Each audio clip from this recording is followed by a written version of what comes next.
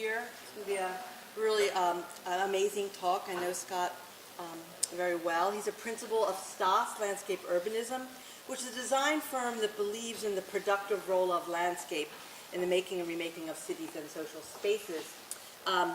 They work primarily in the public realm for many kinds and scales of projects, so urban and campus projects, ecological spaces, regional and urban strategies, multiple scales of landscape infrastructure, development projects, redevelopment projects, parks, open spaces, and even the scale of furnishings, as we'll probably see. They're landscape architects and urbanists, but I think more importantly, they're thinkers, they're teachers, they're entrepreneurs in the field. They ask questions like, how do we make nature in the city in the 21st century? How do we manufacture ecologies that brings urban spaces back to life? How do we design social spaces that take on a life of their own? The work of Stoss is widely recognized. It's recently been awarded the very prestigious National Design Award in landscape architecture, as well as being honored by leading design journals like Progressive Architecture and Topos. And from those professional organizations like the American Society of Landscape Architects and the Boston Society of Architects. The firm's work is published in a monograph titled Stoss LU, a publication that was done in Korea, source books in landscape architecture, and the Landscape Urbanism Reader, amongst many others. Scott himself, besides being a VC here now in Syracuse Architecture, is a registered landscape architect and a human ecologist. He holds his Master's of Landscape from Penn and his degree in Human Ecology from the College of the Atlantic.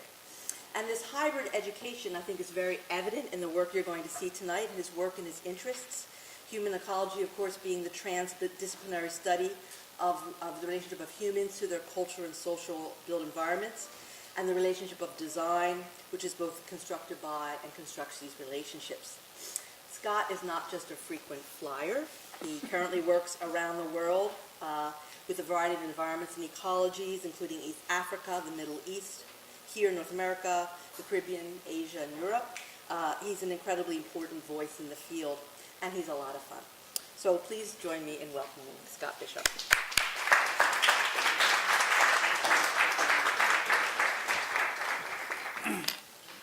Sorry, I didn't get mics here.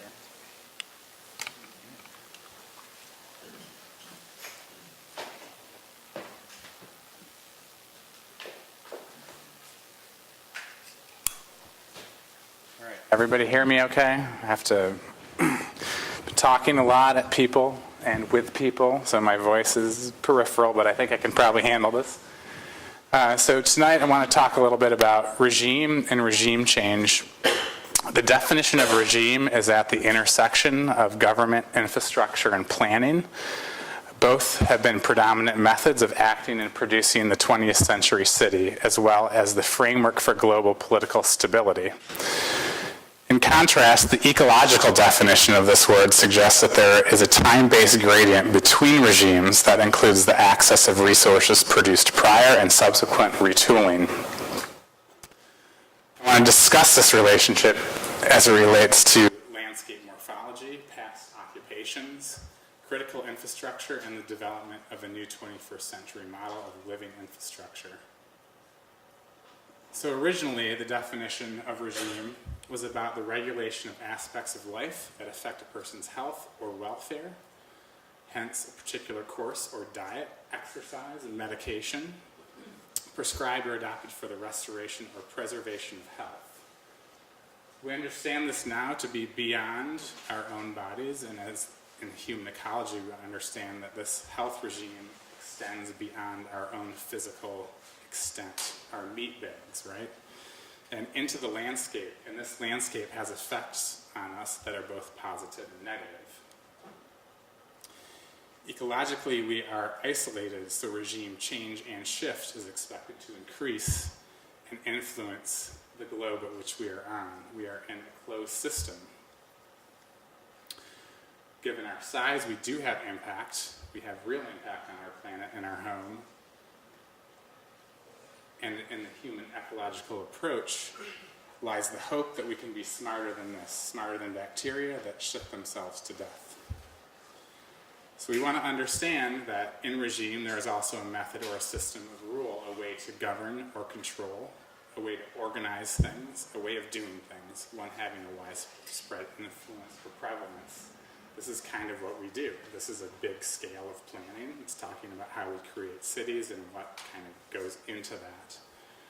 There can be negative connotations, particularly with a ruling group, particularly with how warfare happens, particularly with the global scale of governance, administration, and particularly those that are authoritarian ones. This is translated predominantly in the city as infrastructure. It's a way of doing one thing that is prioritized over everything else. In opposition to that is the condition or character of a watercourse in regards to the pattern and the flow or the transport of sediment and the possibility of equilibrium between these systems of erosion and deposition. We understand this very interestingly through a multitude of drawings that have shown how water courses work, how those flows and depositions are deposited upon the landscape, and then thus the regimes that grow out of these specific conditions. It is often assumed or proclaimed that a regime change necessitates complete erasure of a system, of the former system, but contrary to this rhetorical argument, both the former influences what has existed before and is integrated or submersed into that. So further, as it relates to water, there is the pattern of rainfall in a region as in regards to the amount and distribution, and also the relationship between incoming and outgoing water in a natural system. This is something that we very much look at in our projects as it relates to a condition. We have to understand how hydrology works in order to let it reshape and influence the city. This is a diagram from our project in Taichung showing that the amount of rainfall that is landing on the island itself, most of it's running off the island and is never utilized. So how does that become the impetus for the design of an entire project or a new park? So there are really a set of, this is the fourth definition, by the way, is the set of physical conditions and influences to which a system is subject or by which it is maintained. And this is really the closest understanding that we have of this in relationship to an ecological definition. A regime is a characteristic behavior of a system which is maintained by mutually reinforced processes and networks and feedback loops. We try to use this in our projects to understand how systems can use resources and understand how you create net productivity within a system. This is a project that we did in Moss, initially on the PS1 project that they worked on, that talked about how we might use water, how we might use forests to eventually create systems that we could use to build more building instead of creating more of an ecological system. In essence, these buildings create waste products that can then generate additional resources for both the forest and potentially for creating products that then can create more buildings. The whole process, of course, is about sequestering carbon and not just building a landscape. So I'd like to talk a little bit about this big landscape, which is a cool landscape, which is the Grand Canyon, in relationship to our scale. This is formed over millions and millions of years, a process of carving out the Earth's crust. We have actually stopped this process. This no longer is happening, right?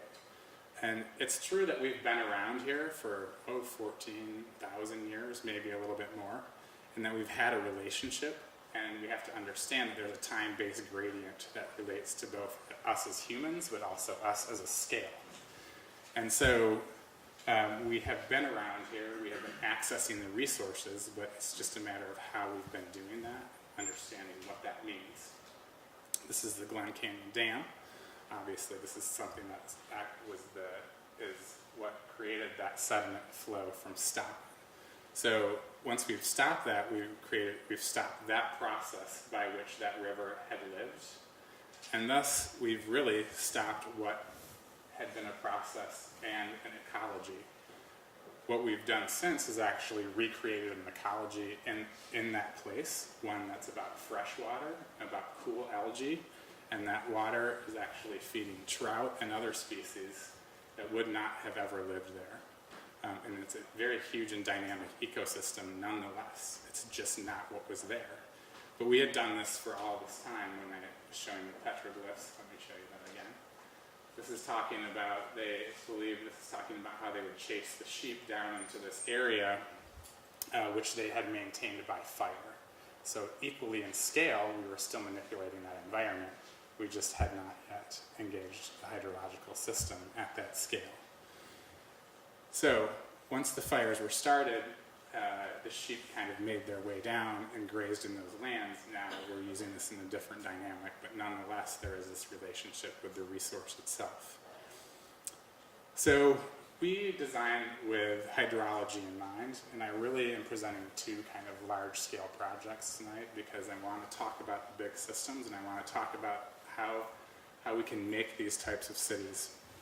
Hydrology is not only used as a filter for the urban environment, but it's a basis of the urban system itself. This is a project that we partnered with SOM. It's called Huangpu District. It's just a small development for about 2 million people.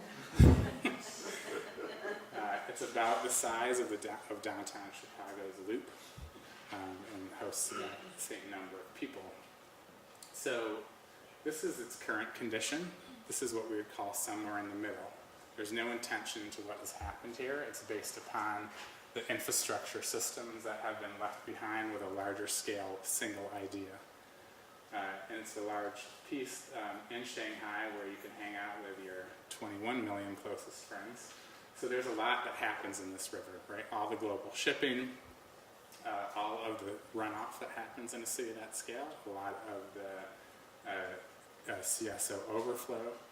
So this is what you might call more than just an impaired waterway, but it's very large. And so this was once, at one point, part of the floodplain and a remnant piece of that, but no longer functions in that capacity. And so it's actually very low and floodable, which is one of the reasons why it was never developed until they started to create a little bit larger landscape. And that was really brought on by this idea of creating a riverfront, which was really something that SOM brought out in one of the Shanghai exposition. We went further to think about this as it related to the site, to think about how can we actually draw in that landscape, that riverfront landscape, to shape and form a district. How can we create greenways that give visual access to everybody within the development instead of it just being one piece? And how do these things actually have some idea that's more than just green? How is it that we start to program these things at a large scale? And we really imagine this as a way that we would actually bind this together with a new hydrology, one that was different from the condition that was there. And to have an open space that will offer amenities and functions to over 2 million people. That is a huge scale, and when you think about the scale of the buildings that they're building that are 90 stories plus, this is more than just a little bit to deal with if you went with like the Trust for Public Lands ratio of how much open space every individual can have. So it's a huge landscape for the size of the city, but you have to remember how dense this city is. So these 5 distinct parks or open space systems create unique identities for each of the neighborhood districts. So it's actually kind of parks at the large neighborhood scale, several central parks, you might imagine it, where the park program also has an underlying ecological system that's not differentiated but actually functions as a system in whole. Thought about a way to bring a forest that never existed in this place, that's created both along the streets in a typical urban planning fashion, but also within this new corridor. And we wanted to imagine how these actually respond to specific conditions that we can create to make a more ecological system. So this has a lot to do with, and I've told a couple of my students this today, the topographic relationship. Vegetation is really dependent upon those relationships and aspects, and those ecologies grow out of these various topographic conditions.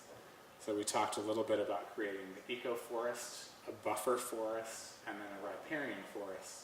And each of these actually are constructed in a different way. The initial forest, which is on the higher ground, was constructed by utilizing the existing vegetation on the site. Because it's a little bit more temperate than it is here, you can get the trees to rebound from major impacts, and then we can start to restructure a forest, where some of the other forests then make these larger connections in the landscape as well. In each step of the way, they start to filter contaminants in the air, which we know is a huge problem in a city like Shanghai. It helps to cool the buildings and in the warmer seasons, and then as we make our way further down into the system, we have a way that these landscapes absorb excess nutrients, transpire the excess water in the system, and then reinforce the riparian edges to create unique conditions for the inhabitants of this new city. We don't imagine that the buildings are separate from this landscape. They're actually integrated as systems as we think about hydrology. So we worked a lot with SOM to imagine how we might utilize gray water to actually feed some of the streams. How could we polish that in the landscape instead of keeping it siloed in the building? This is more of an open systems approach. A lot of times we think about a building as this is where all these things happen, and you want to not have any impact. I actually want a building to have some sort of product that we can use in the landscape. So as we worked with them, we figured out how can we use the gray water, how can we use the blow down from the air conditioned systems to start to add water to the system, and we can use the landscape itself to polish the water and use the capacity that's inherent within those ecological systems, making it an open system and an open resource, not only for people, but obviously plants and animals as well. So this site stormwater is directed through various purification ponds at upper elevations where the sediment drops out of the system, and then the plants and the microbes clean it, and by the time it gets to the river's edge, it comes out of the system as clean water. The fingers in the forest districts bind together a new hydrology. This hydrological gradient is shifted so that only clean water is added to the river. That we can't clean that river, but we can by our site. It doesn't have that much capacity. This is what happens when you think about rivers, and people are like, well, why don't we just divert that river to somewhere so it doesn't flood our city? It doesn't work that way. These things work at scales that are too large for us to create that type of capacity, even now as we think about designing cities at this scale. But what we can do is create clean water that then affects the quality of the other water, and it's an additive system. And I think this is really important as we think about regime shift and change, because we only do act at a certain scale. Like, we can think about climate change, but we've already added that carbon into the atmosphere. It's way harder for us to impact that once it's out at that scale. But what we can do is start to understand how we can impact things more at the local scale. Even the city scale is a big undertaking, but that actually has a net positive gain potentially in a lot of ways, obviously as it creates open space, but also how this new hydrological system works, which I think is a really interesting aspect of this as it relates to regime.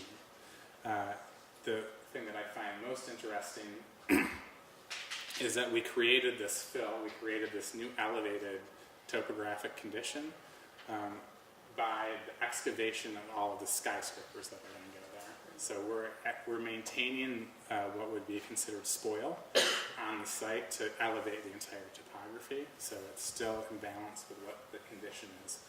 So when we think about that whole idea of sediments, right, we're utilizing those sediments in a new hydrological system, balancing what those resources are, really in order to create a new city, right? And so this is the scale that we're looking at. Those are those giant tanker boats right here. And I think the tallest building they wanted us to design was at, I think that big tower is 150 stories, something pretty ridiculous like that.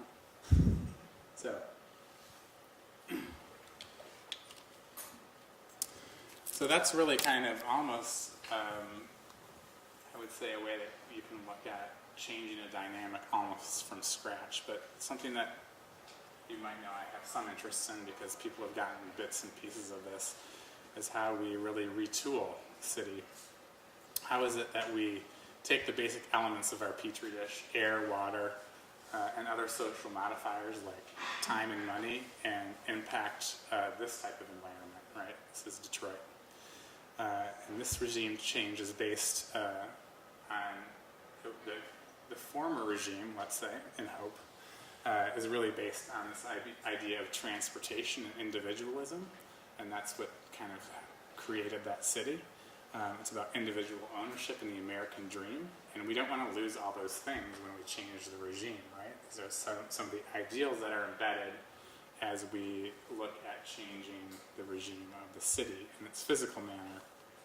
And so there are these basic relationships, and what I'm showing you is not suburbia, but this is the city. This is what's left of the city as people have basically vacated that. And there is something that's really interesting in that it's replaced with an ecological regime. When we go away, ecology comes back in another format, right?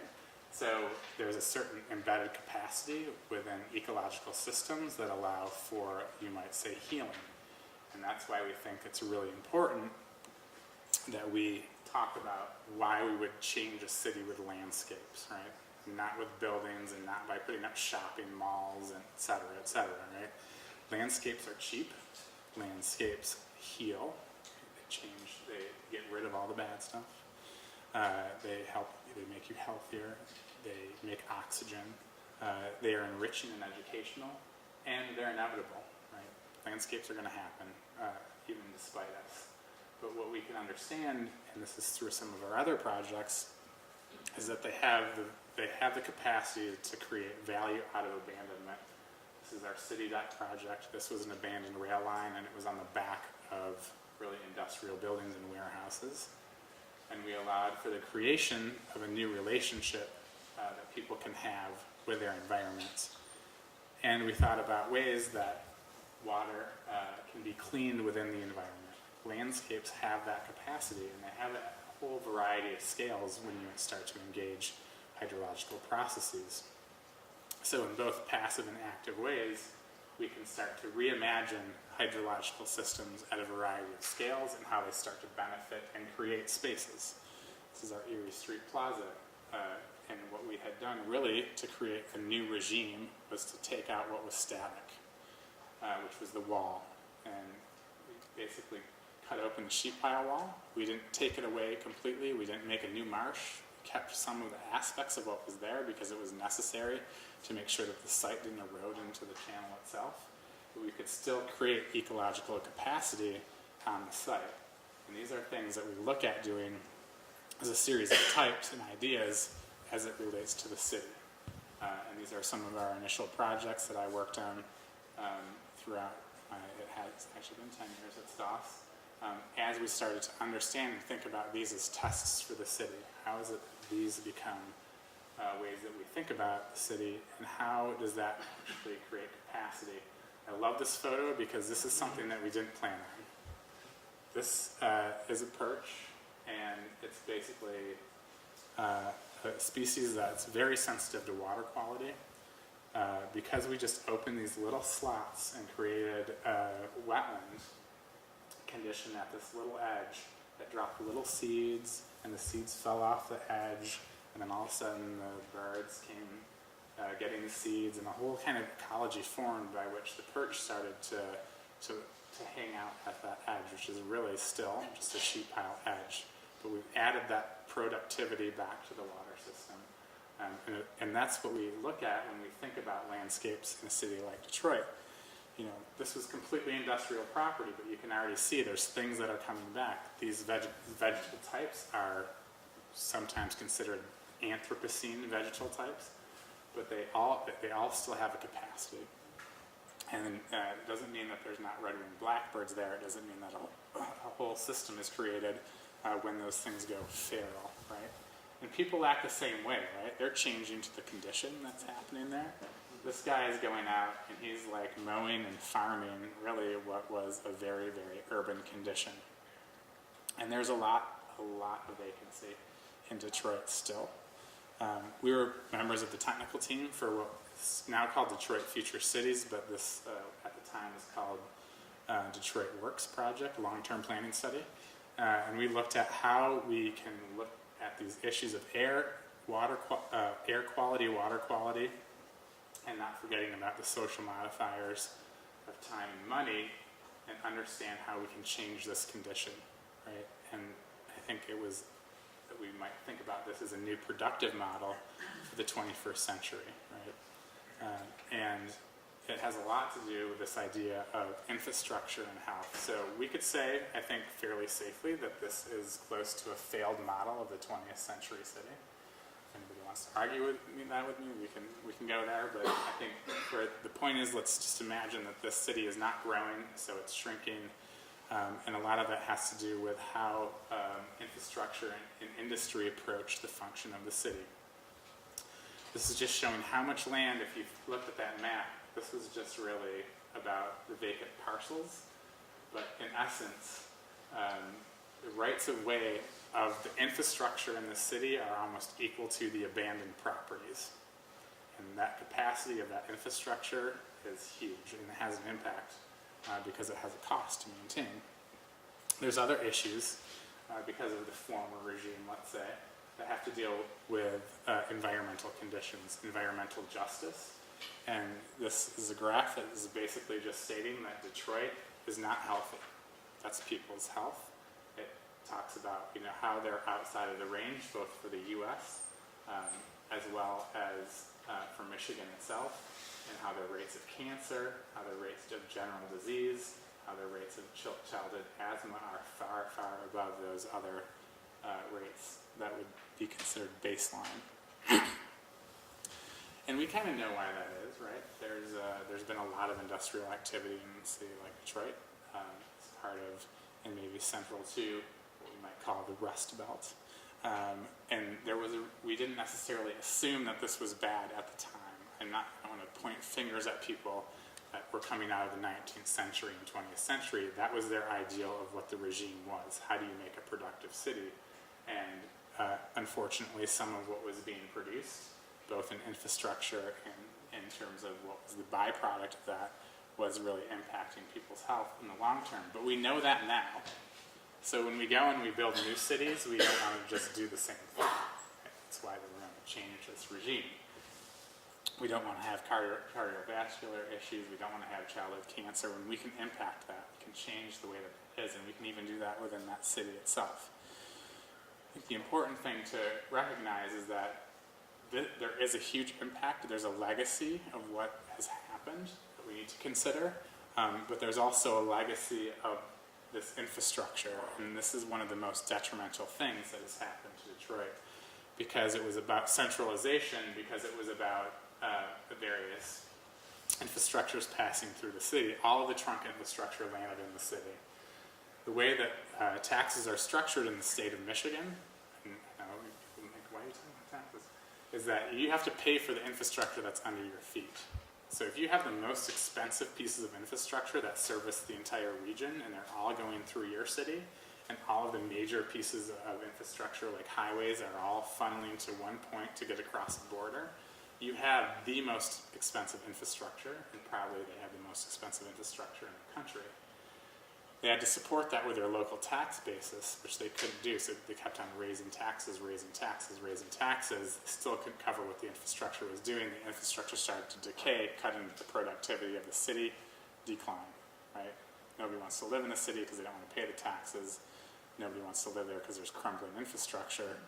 And so this impacts, obviously, the former regime of how we thought landscapes themselves worked. Like, all parks were supposed to be highly maintained landscapes, and they're supposed to be recreational landscapes, and they're supposed to function in a certain way.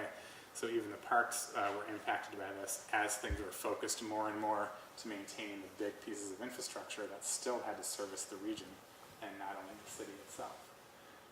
And so we think that landscapes can generate and support regime change, right? And the first things we start to think about is how do we do this? I like to think of them as modifiers. There's air, there's water, there's land, there's time, and there's money. And those are really the two social modifiers and things that people always talk about when you build stuff, right? So the first thing that we looked at with this project is to really directly address the components of the petri dish as it relates to the city. So how do we create landscapes that really start to address air quality and change the city? So we looked at certain landscape types that could address air quality as in relationship to the residents, because that's really where you're picking up most of the issues, and that has a lot to do not only with just generally what the air quality is, but kind of knocking down the particulate matter.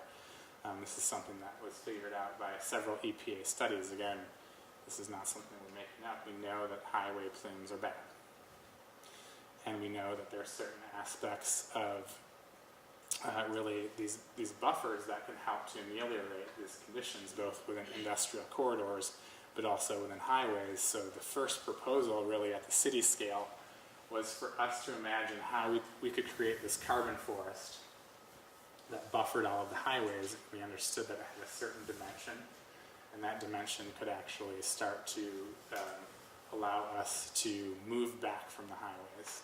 Nobody thought that it was bad to build your house next to the highway. It was actually cheap, so why not build your house there if the land was cheap? It's a little bit noisier, but you could have a house.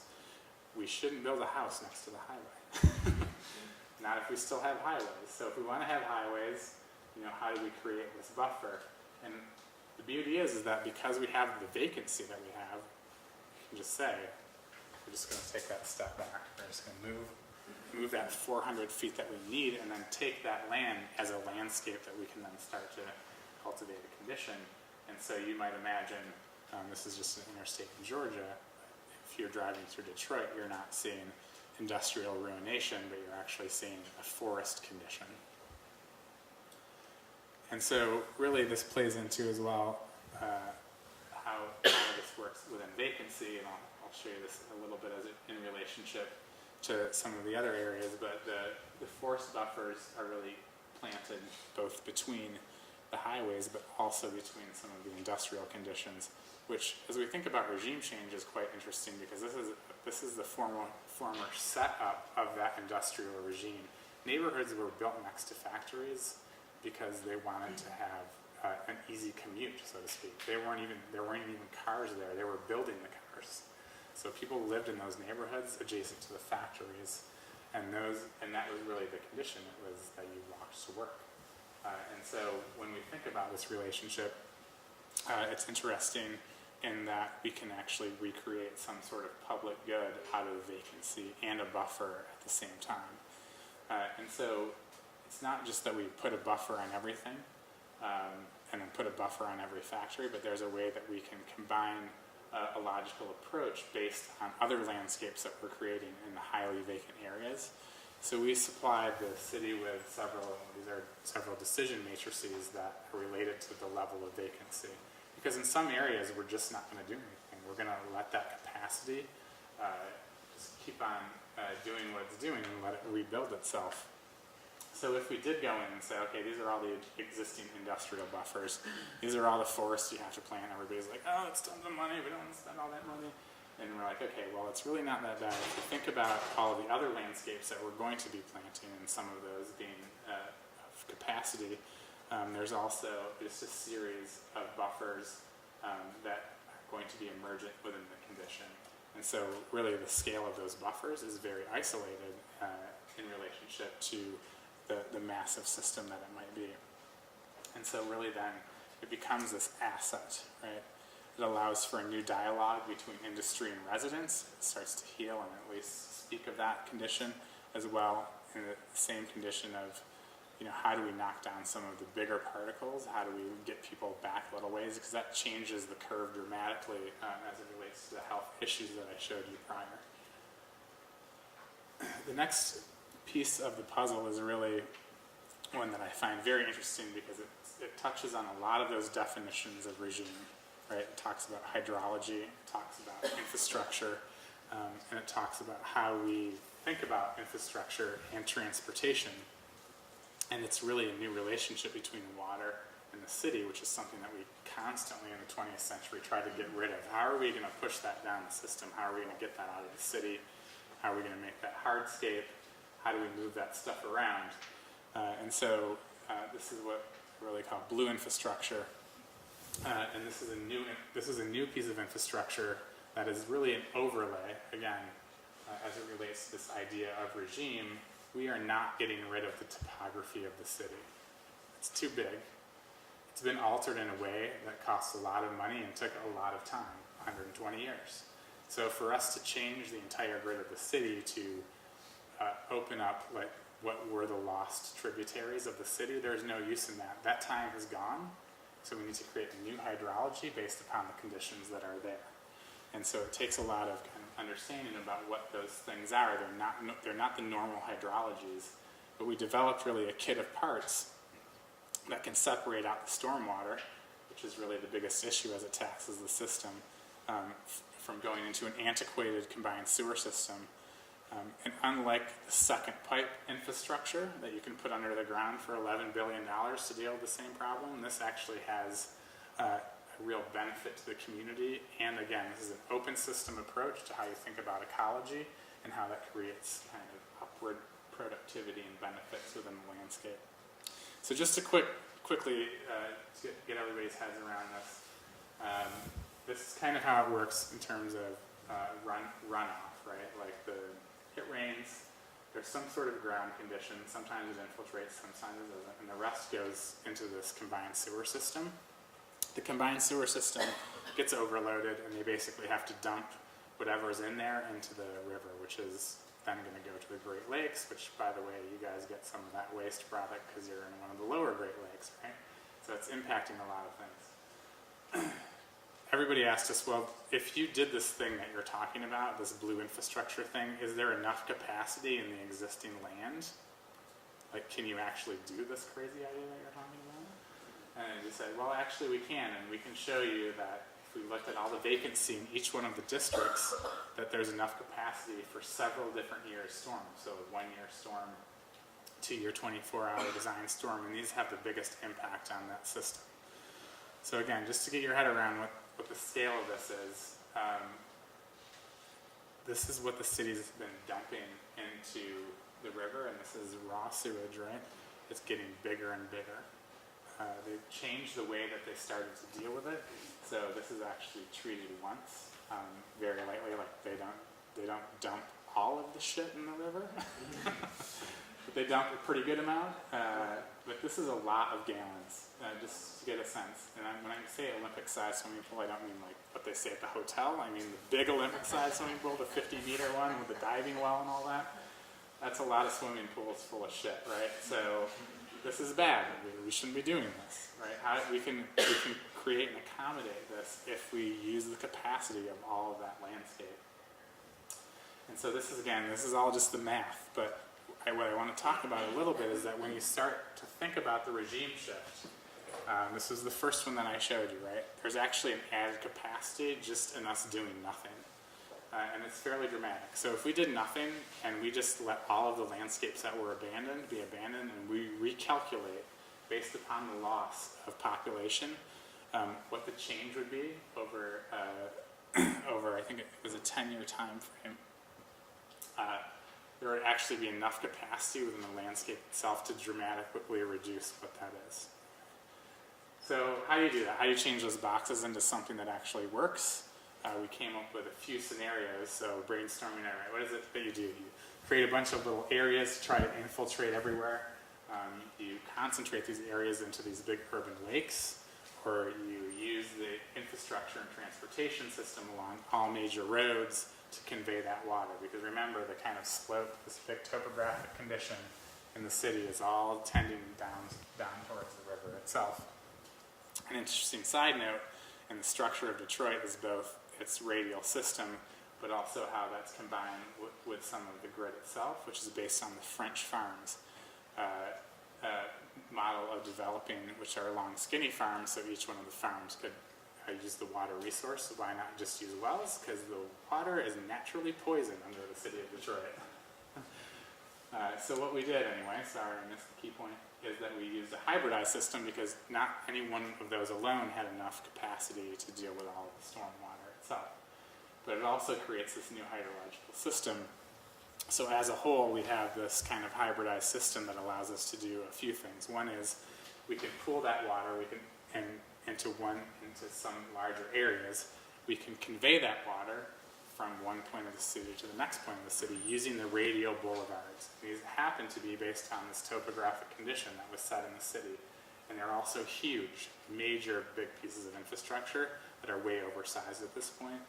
Some of them are 8 lanes, some of them are 12 lanes because they actually were planned to have transportation on them, like light rail or streetcars at the time, and that was never implemented, so they just transitioned it to car lanes. So there's huge capacity on each one of the boulevards, which align perfectly with this idea of kind of moving this water around from one spot to another. And we created this toolkit so that we could figure out, okay, how is it that we do this in each one of the places? You know, what does this really mean? So this is kind of these are kind of the little spot areas, the infiltration areas at different scales. So we had low-lying lakes. This is areas where the grade itself is altered so much that they actually created depressions. Super low land value there, by the way, because everybody's house floods, so there's nobody there already. Right? So we can start to use these low-lying lakes. We can create smaller scale ponds, and then think about this interface at the wetlands, thinking about marsh parks, but even blue urbanism. How do we create development within each one of these systems? And that at a super small scale, we might think about these basement bogs. So we went into a mapping exercise, really trying to understand each one of these conditions. How is it that you create internal drainage, and what's the best kit of parts for each one of these, and how do they relate to the city itself? From these huge kind of industrial edges that are along the river up to the scale up to the smaller scale of the basement bog, which is basically taking the foundation, drilling holes in the concrete slab, and then directing stormwater into these because they have huge volume and capacity. And they actually build something just like this in most places in the country when you do a development. So it's kind of an adapted reuse strategy in some of the neighborhoods that are in critical areas for stormwater that we can't use conveyance.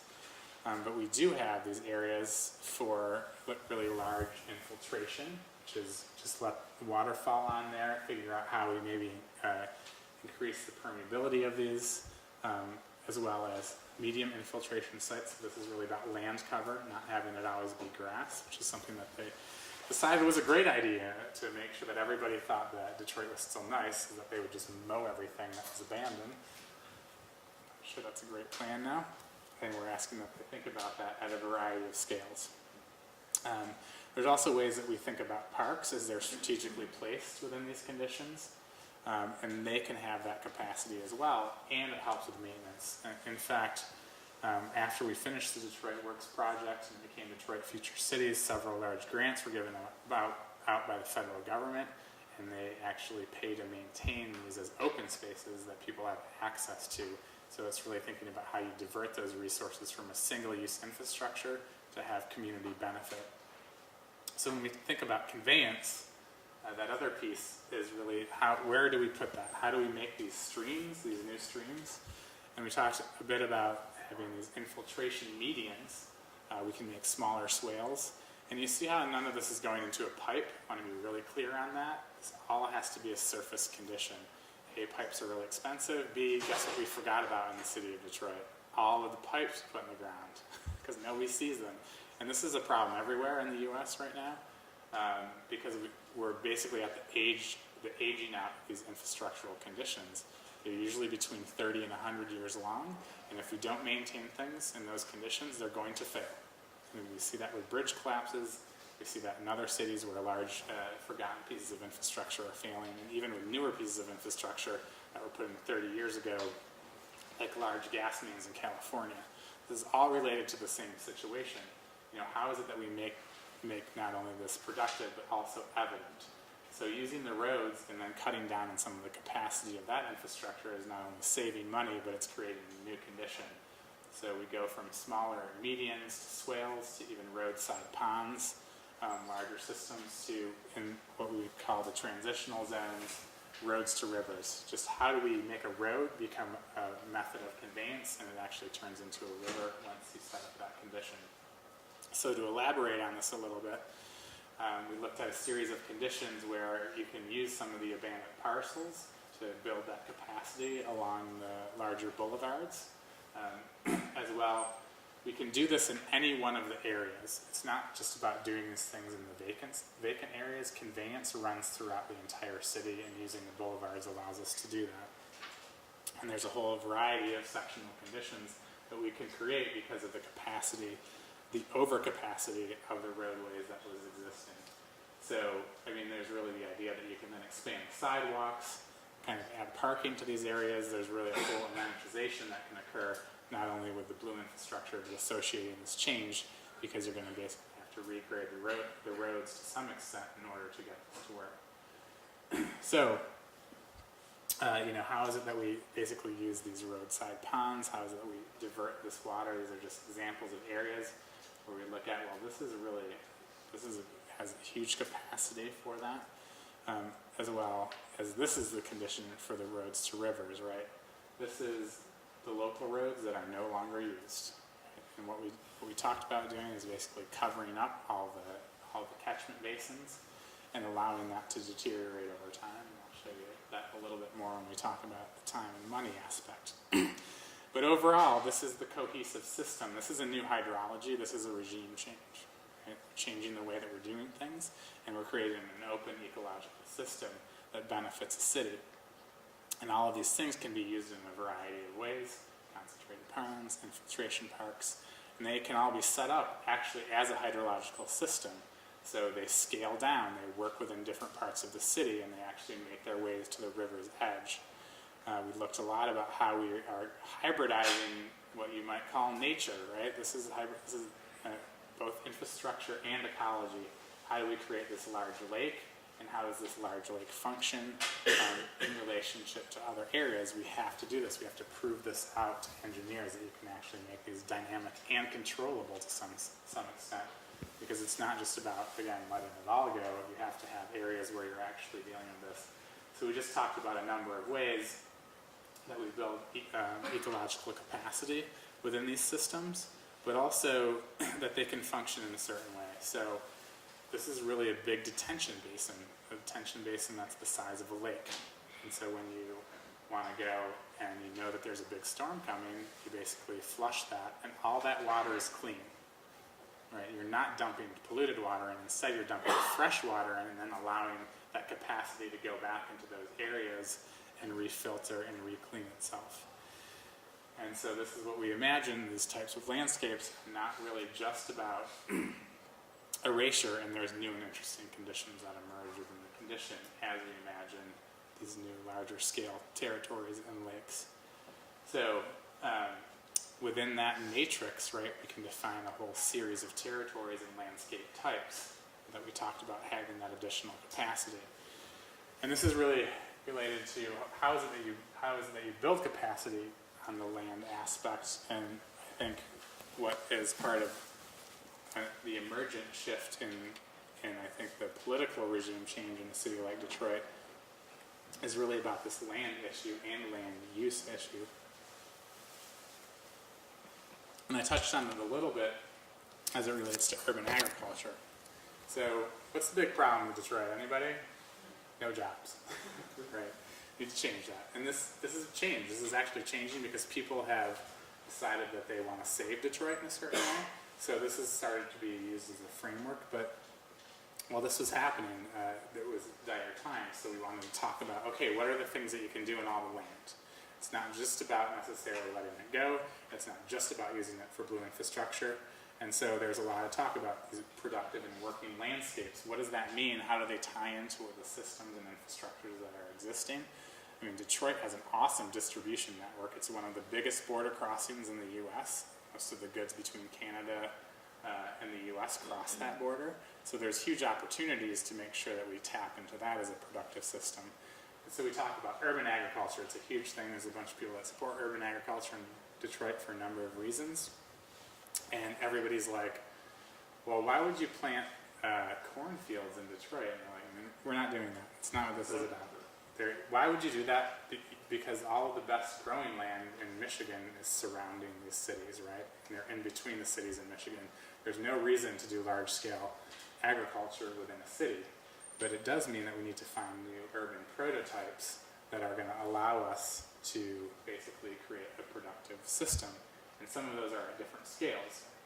Some of those are different, actually productive landscapes themselves. Aquaculture, animal husbandry. You know, how is it that you create a productive environment? You got to get compost within the mix.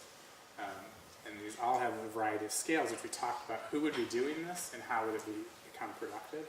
And when you talk about, all right, you really want to make some money, well, as it happens, we buy a bunch of our tomatoes, in fact, most of them from Canada, and they're all grown in these greenhouses, right? This is very similar condition to Detroit. There's no reason why that has to be done on prime agricultural land. They're all grown in either hydroponic containers or various soil container matrices. And it allows you to turn over a crop basically every 2.5 weeks, right? That's way different than basically harvesting your corn once. And so we could compare productivity of the landscape itself, personal neighborhood, with the amount of jobs that each one of these things creates.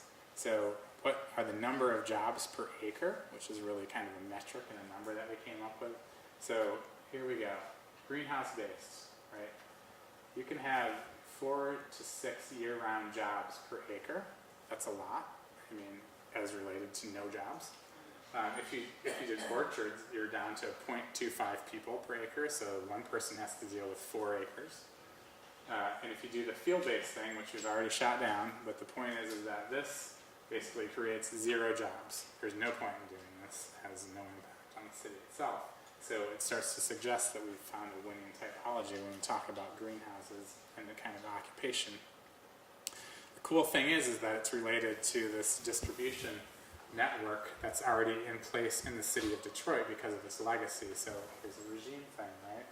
Like, we're not taking that out. We're not taking out the capacity of the city of Detroit to do distribution and distribution within food clusters and networks. They've got places like Eastern Market that are some of the largest food distribution networks. We're building on that capacity to make that change.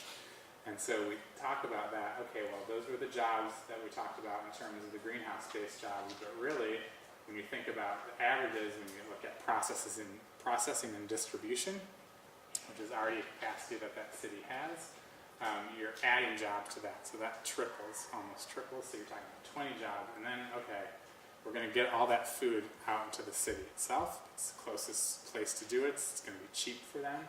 And so that means that there's a whole other spin-off, which we couldn't even calculate because it becomes somewhat exponential in terms of how it deals with restaurants, how you deal with schools, who's benefiting from that, and how that creates this kind of new food cluster network.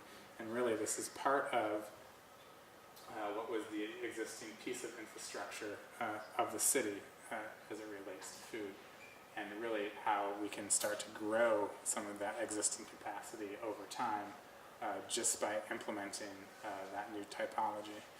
There's other typologies, though, when we think about really, scaling back to, I think, what might be a local scale. So you have the urban farming, which we think is okay.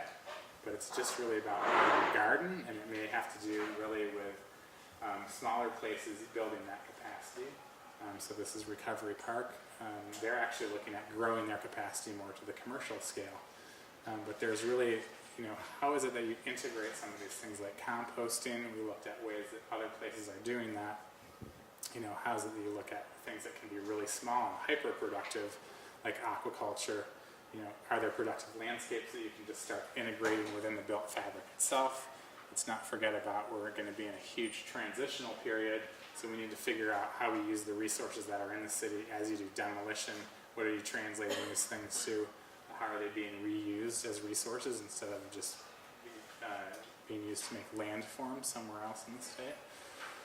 And how is it that you think about industrial recycling? And there's a lot of really cool stuff there, honestly, like a lot of cool machines that are probably no longer useful, but there's ways that people can start to think about reusing that. And there's ways that we want to really think about these other landscapes of labor and how they can start to build a new type of diversified employment within the city. And you don't hear landscape architects talking a lot about job growth, but something that was really interesting about this project and how landscapes do have that capacity. So really this is the last little chunk, and it's one of the more fun parts to talk about, because how do you do all this stuff, right? We've got these two modifiers that are social modifiers. What about time and money? Like, how are we going to do this in X amount of time? How are we going to do this? We just don't have that much money. What do we do with landscapes when we don't have any money? So we talked about each one of these a little bit. We talk about open spaces, ecological landscapes, blue and green infrastructure, working in productive landscapes. And they all have their own kind of attributes. And again, where is it that they go, and how are they related to both time and money? But what we found in relationship with these two things is that you really have ecological landscapes that we can use, and we have these transitional landscapes. Like, what if we don't know what we want to do? We just need a little time. And so we identified these two typologies, and they both kind of respond to this question of time and money, right?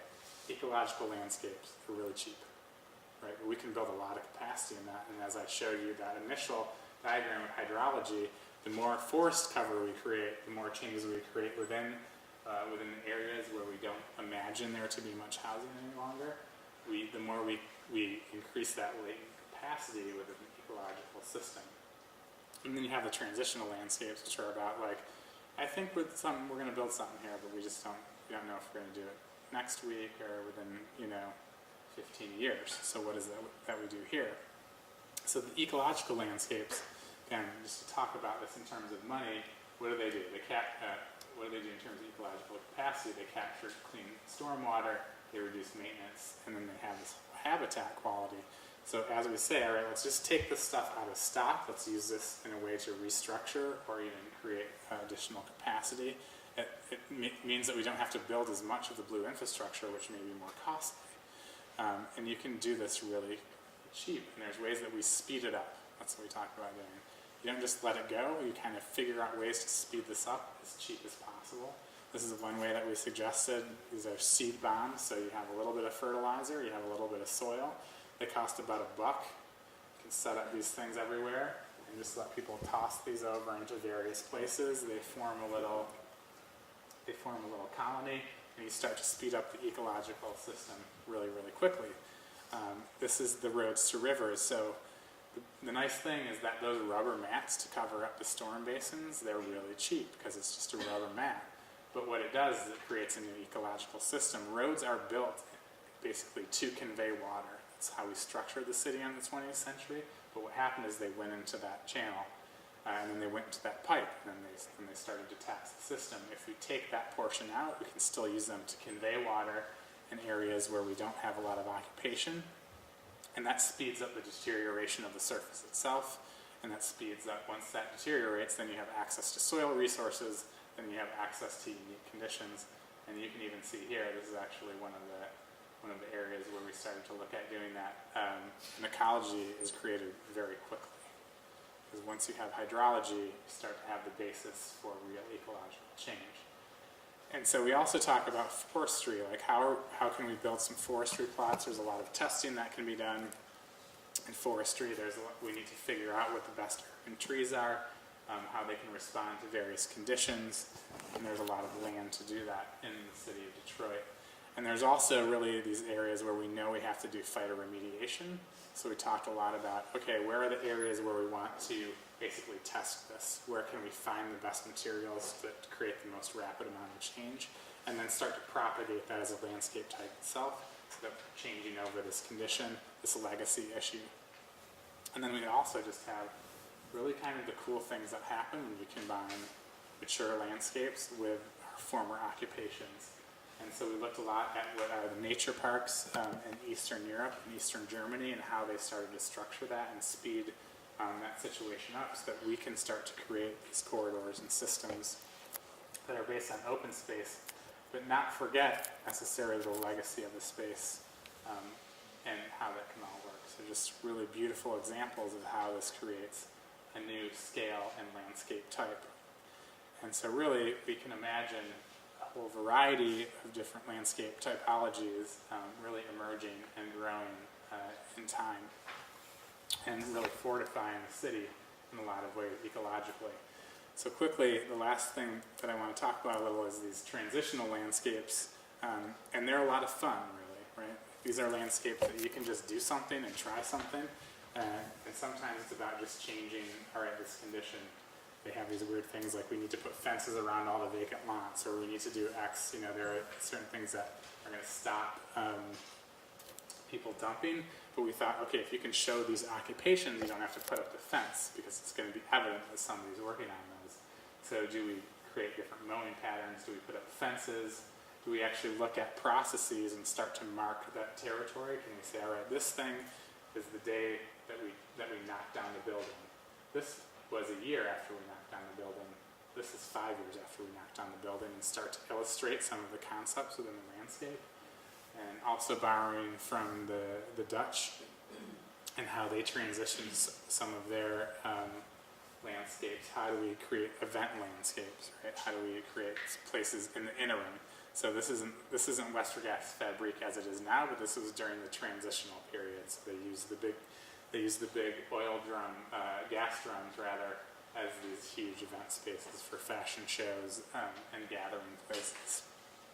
And we know within this time frame, which we call the transitional period, that we have to deal with all these materials. This is just an example of how we're going to start to create landscapes that have to have that capacity. Where are we putting that? How are we sorting that? That's a huge logistics issue, but you want to give people access to those resources, because basically now they're paying somebody $8,000 and they're demolishing the thing in the hole that it was built in, and then they're just going to cover it. And that's not really a great condition, and it's not a great legacy condition.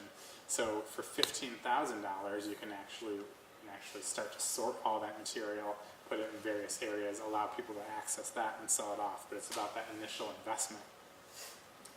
And there's also art landscapes. This is just an example of one of the projects that we did in Sugar Hill Arts District in Detroit, which is near Midtown. You know, super quick. This was called de-electricity, and they just had a bunch of quick lighting installations so that people could go outside at night and think that it was safe. That was really the idea.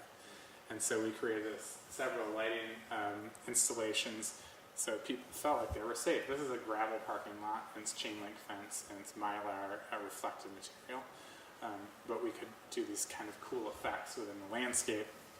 And it was really a cool event where there were thousands and thousands of people walking around the city of Detroit at night, not feeling like there was really anything to worry about. So, you know, really, how is it that we imagine these landscapes? They all start to play together. We know that there's edges between both of them. There's transitional landscapes, there are productive landscapes. And within that, we can figure out that there's certain ways that we nest development types depending on where they are. And these are really just diagrams that talk about how we make some decisions and how we let decision makers make decisions. And so these are, all right, so how is it that you take a parcel? There it is. What do we do? Is it in a low-lying area? Yes? Okay, it's probably going to go towards blue infrastructure, right? Is it not in a low-lying area? No, it's fine. It's in a high area. Okay, so is there access, right, to recreation? No, there's good access. How's the air quality, right? And so then we can basically lead them to the right landscape type, and those build the larger system, right? This is kind of a bottom-up approach, but we know inherently by doing the surveys that we were doing that a lot of these are going to create large contiguous landscapes. And to say you have the person administrating the transitional change, transitional regime change, but you also need a series of people that are going to champion this, and I make it really, really small so you can't see all the people that pay a bunch of money to make Detroit a better place, but this is them, right? And these are the things that they're devoted to changing within the city. And so these guys are devoted to X type of landscape. These guys are devoted to this type of landscape. So putting this matrix together, we know that we have a body of people that are interested in creating change within that city. And I think we're starting to see that happen now in the city of Detroit, which, I mean, there's a lot of hope that was in that city, but we are now starting to actually see a shift, certainly in the better areas, but there's a lot there. And a lot of these landscapes are going to have to be what we know is happening with the fancy downtown and midtown areas, we still have a lot of these other landscapes to think about. And really these ecological landscapes, the larger stormwater landscapes, they all start to create really this large-scale ecological system within the city of Detroit. And it is the basis, really, and creates the capacity for regime change from a failed 20th century city to become a productive 21st century city.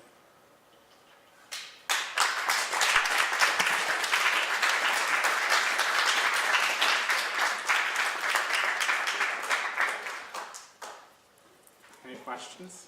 Any questions?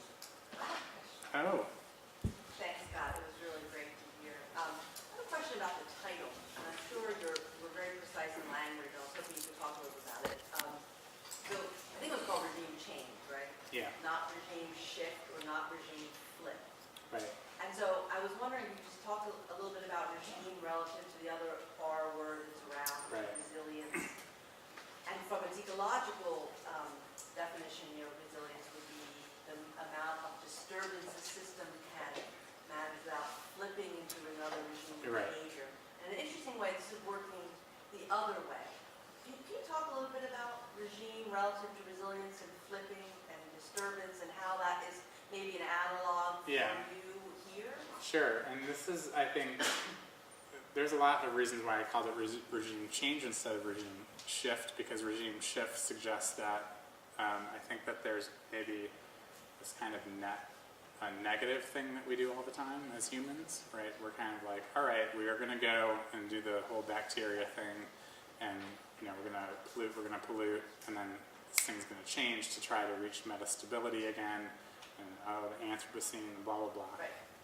And so I didn't want to get into that in terms of understanding what regime shift is. And I talked about regime change, which is actually something that I adopted from what you might call a recent political event, right? Regime change is really about, we overthrew so-and-so, right? And the reason why I talk about that is because I think we are overthrowing the former regime. We have to change the way that we're doing things on a massive scale. And that has to do with singular use of infrastructure, for example. It's a huge 20th century idea that I think has failed. So when you change that, there's people that stand behind that regime, right?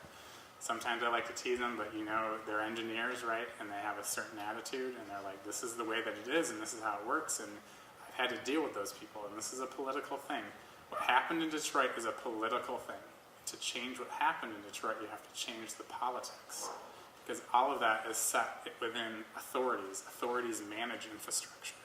So as we think about that, it really comes from these two directions, right? It's the super small scale, ground up. How do we patch this all together to build a new system? And then how do we change and influence the dictatorships of infrastructure, and how do we challenge that with landscape? And how do we make these open systems?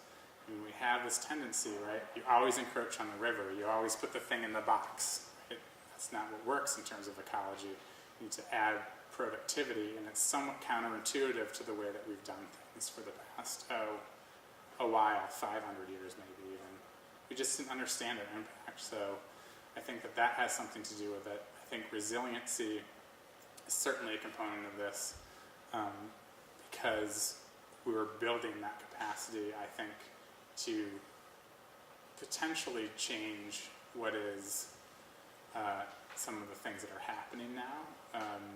I'm working on several projects. One is in Grand Rapids, Michigan, that has a bit more to deal with the resiliency issue, which is how do we get out of the thing that we just got ourselves into. And that's kind of what I see. It's like the flip is not necessarily dealing with resiliency, which is something that we have to do, but we have to think about it in a way that it adds a productive capacity, because we can just do the same thing. Basically, the engineers came into that city and they said, all right, FEMA came in here, they told us that we need to raise our flood walls by 4 feet, or the entire west side is going to go into the flood zone. That's 15,000 people that are going to have their insurance raised by basically their mortgage, because they're very cheap houses. So we're just going to build a bunch of walls. And we're like, no, this is not what we want to do here. This is about regime change, right? You guys are doing it wrong. You and the engineers are doing it wrong. I came in there, I had to stand in front of city council, stand in front of the press and go, this is the wrong approach. We need to figure out how we do this landscape. How do we back up from the river? How do we create open space along that system? How do you create flood landscapes that have some outside capacity? So, I mean, they're all tied together, but I just think that there's more politics involved than just like kind of fluffiness. And even all of the big things that you're seeing with the resiliency grants, who is that coming from? I mean, these are the next round of resiliency grants is a $500 million ask for a city. That has a lot to do with regime change.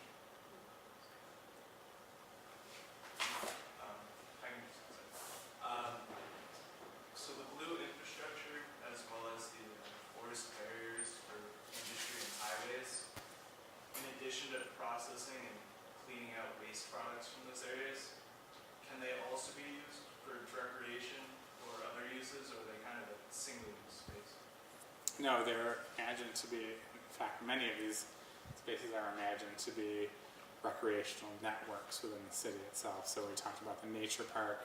I talked a little bit about how the conveyance systems have several bikeways and transportation systems. Some of it's, honestly, you have to analyze it a little bit by site. There may be some sites where you need to stay away, especially a little bit down there near Zug Island and some of the more interesting industrial landscapes. Like, you probably want to stay a little bit further back there.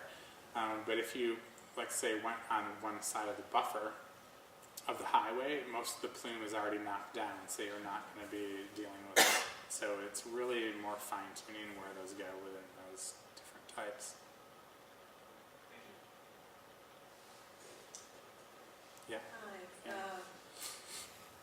You kind of touched on this in various parts in the talk, and just now you used the word network. And I was wondering about how you orchestrate the different scales of funding from the feds to the state level to, let's say, the city, and then local people, maybe even donations, philanthropists. How does all of that get orchestrated in order to create something like a new ecology or a new network? So there were several things that went on. Let's say that there's two huge foundations in Detroit that help to orchestrate this and help to overthrow the regime that existed prior, and that would be Kresge Foundation and Ford Foundation. And there was actually a moment, if you went through the history of the Detroit Works Project, and that's why I had to call it the Detroit Works Project long-term study, because the short-term study basically failed because the mayor said, I want to do this, and I'm going to kick everybody out of the neighborhoods, and we're going to, total failure. And so we had to, they basically, the big funders said, we're going to take this out of the hands of that small group that seems to be fucking it up, basically. And we're going to give it to another group, a steering committee that has some city people on it, but we need to pull it out of the political system. And that actually helped to structure a bunch of the funding, because a lot of the worries were, if you go in with a what they call them GI grants, which is kind of funny, but a green infrastructure grant from the EPA, which is another huge chunk of money. I mean, these are on the scale, I think these are 20 to 150 million. Those are used to create all the green infrastructure in the city. They had no confidence that the city itself could execute that, so they started going out to the county in the larger scale organizations, and then the city gets really upset that they're kind of getting passed over. So you kind of create basically a meta government. I mean, that's the best way. They were really smart about it. I don't exactly know how it works, but because they are so integral in how all that's working, and even like Kresge saved all the artwork in Detroit, like they have a kind of resource pool and enough influence to orchestrate a bunch of what's happening there, and give confidence in the process. So, and it was tough. I mean, just the restructuring of the city itself has not been an easy process, but they were there. They didn't bail on it, and I think that's where the core is, honestly.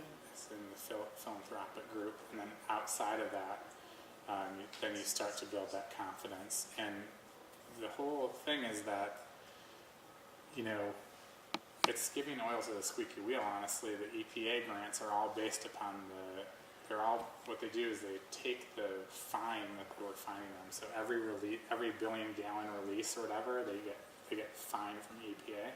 EPA will say, all right, if you're willing to fix this, we're going to take all the fines that you had and all the fines that you think you're going to get in the next X amount of period of time, and we're going to give you a grant for that amount of money and fix it. Here you go. And so that's, for a city like Detroit, it's a massive amount of money, right? And so they're undertaking a lot of that, you know, and figuring out how that works on a variety of scales. I could be very cynical and critical about who's doing it, but the point is that it is it is getting done, because it's the same guys, honestly, that we talk about what stays within the system, right? You can't always, when you overthrow the dictator, the army doesn't go away, right? The army just becomes the army of the other guy. And that's kind of the same thing that happens in this situation. If it's the engineers that were touting we need to have single-use infrastructure, who is it now that has the capacity to do all that? Engineers, right? So it's really, I mean, that's a component to, I think, this discussion in a lot of ways. And I have to partner with them. I don't have the capacity. I don't have the 300-person engineering. So it's, again, about how you create those alliances to bring the vision down to a scale of the army and who's the new leader. Any other questions?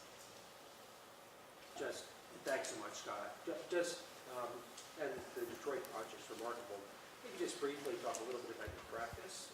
Yeah. I don't know, and obviously you showed two massive scale projects in a way. And particularly Detroit is dealing with open systems and remarkable flexibility. And I think in your office's work as having obviously very precise hydrological programs, ecological programs, but also very precise formally and materially. Yeah. And is that just two arms of the practice, or is it a Same shift people. in the practice?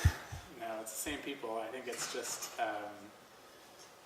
you know, I think it's a little bit about how and what I can talk about within the hour time period, but there is something about that relationship that, you know, how is it that you understand complex relationships as it relates to materiality? Because landscapes are just materials in and of themselves, and the ecologies that are emerged are based upon the combination of those materials. And so when we think about it, they feed back on a whole series of scales. So if you were to think about, let's say the Harvard Plaza benches, for example, that had a lot to do with really this idea of comfort within a plaza space, right? Plazas having a certain condition that may or may not be the best, but if we can occupy a plaza in a certain way, that's kind of, I think, what we call like social ecology. And there's a response to that in terms of people's comfort levels, how they're interacting with each other, and that's all part of this human ecology thing, right? Like they are interrelated. There's just different scales of these relationships, but a lot of times it really comes down to how they're reflexive and kind of can go in one direction or the next. We increased the infiltration capacity of that site 100% from what it was, even though it's a plaza. And we did that by understanding that we could get the stuff moving in one direction or the next. So again, I think they all have their interesting ecological story. I think these are frameworks. I talk a little bit about that in the work that we're doing in the studio, right? Because I see somebody here, so you get an A. And you get to figure out what you're doing in the studio, so that's pretty good. But how do you go from like that big, huge conceptual framework, and then there's going to be all the little pieces, right? But if you have this, if you have the big scale, you can go down at a smaller scale and just make sure that you're including all of these elements and that they're going in the right direction within the framework. And so that's kind of what we do when we look at the smaller spaces. It's just like Erie Street Plaza, right? It's like a micro, super small ecology. It's just like, that's a 17,000 square foot plaza, but somehow we could create impact because we understood all of the systems at play.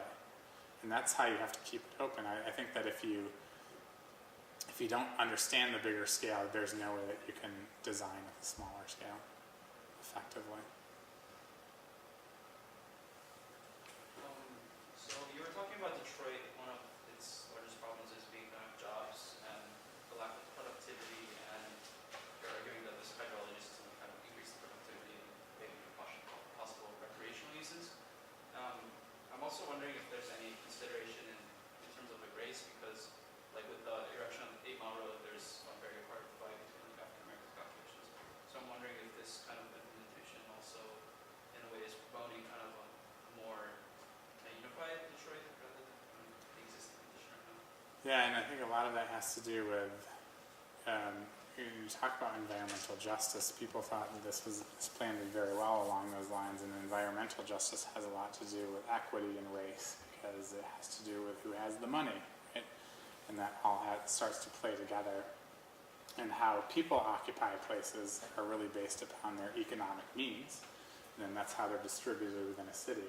And some of those were controlled by the former regime, right? They were controlled by, well, this is a really cheap house because it's next to the highway. This is a really cheap house because it's next to the refinery. This is a really cheap house for another few reasons. And those things change because of maybe what the resources are at hand. But in essence, when you can take away what the negative aspects are, it makes, with the ecological aspects, with the open space, you start to make it more of a neutral condition. And you don't have the same issues now. We don't inherently say that we're going in there to change that condition, but I think it's a byproduct of what we're doing. I mean, a lot of these things are conditioned in responses too. The reason why there's not a lot of jobs is because industry is fleeing. There's a whole number of reasons why that was occurring. One of them was the tax-based issue that was related to infrastructure. Another one of the reasons is just how our entire economy was retooling itself.